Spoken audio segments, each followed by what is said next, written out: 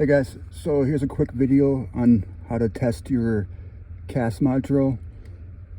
This is a 2006 325 XI E91,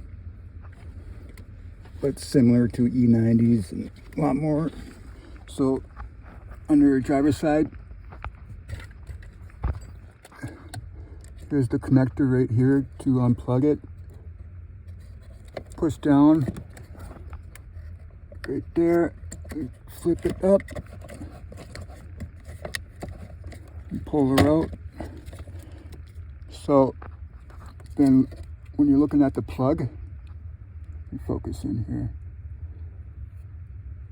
the bottom two big ones here, that one and that one, just grab a piece of wire and put one on there, and join them together, and your car should start.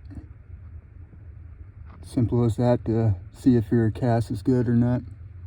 All right, thanks guys.